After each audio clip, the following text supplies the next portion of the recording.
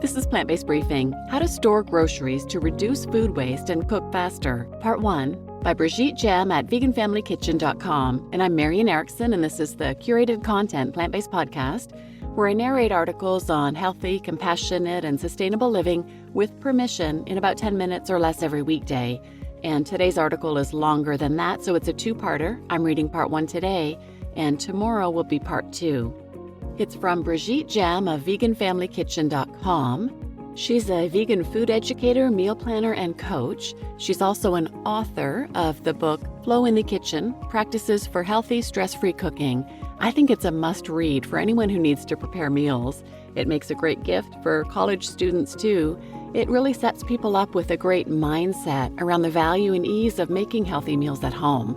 She also runs workshops about nutrition, cooking topics, the mindset of cooking, and she offers free meal planning templates and a meal planning service, which I subscribe to. It's very inexpensive. There's like a lifetime subscription, and her meal plans are wonderful.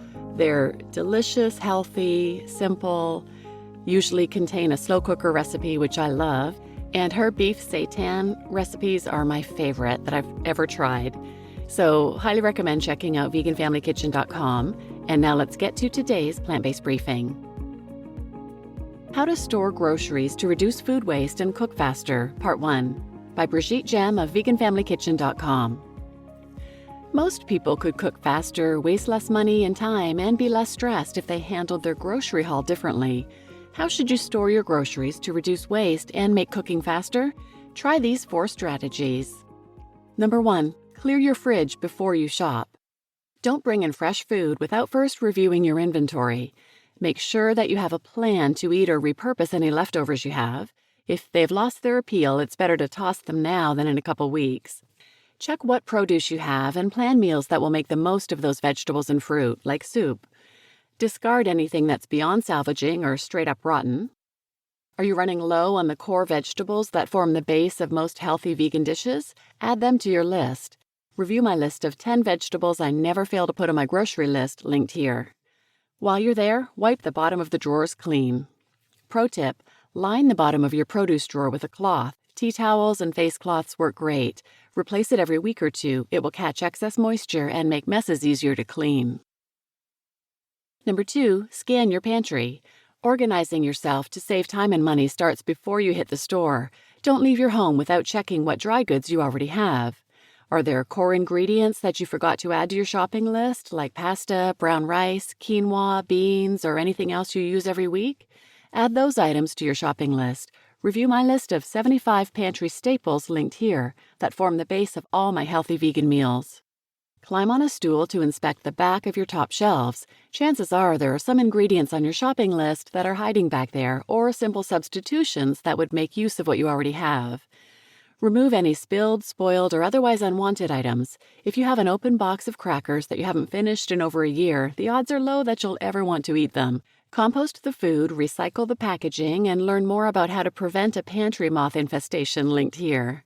And why not wipe the shelves clean while you're there?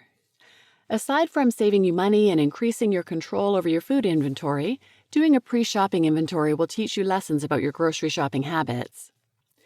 Number 3, store produce right. Fresh vegetables and fruit are the most precious foods in your kitchen and deserve to be handled with love and care. If you treat them right and plan astutely, you can get away with shopping for produce only once per week.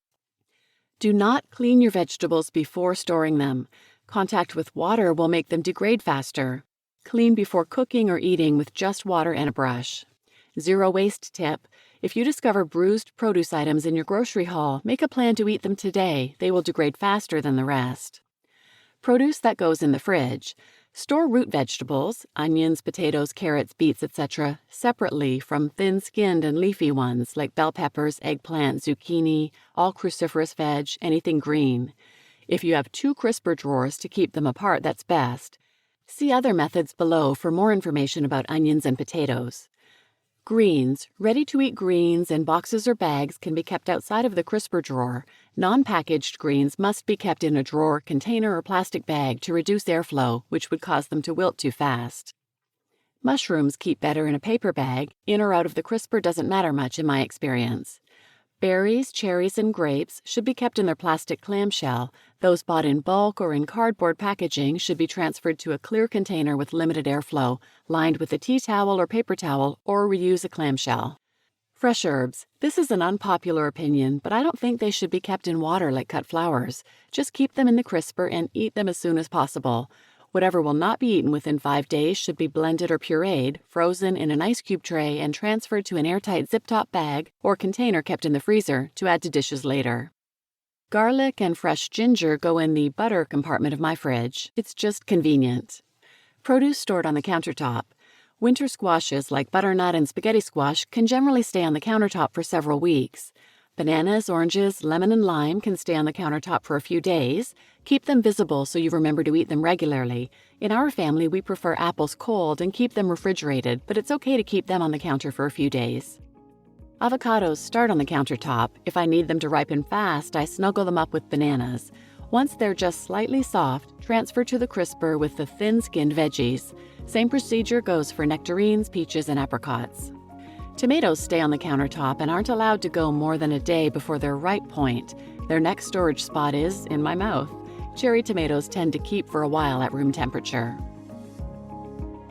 You just listened to How to Store Groceries to Reduce Food Waste and Cook Faster, Part 1 by Brigitte Gemme at veganfamilykitchen.com, and I'm your host, Marian Erickson. And tune in tomorrow for the second half of this post. So please share this episode with anyone who might benefit, and thanks for listening.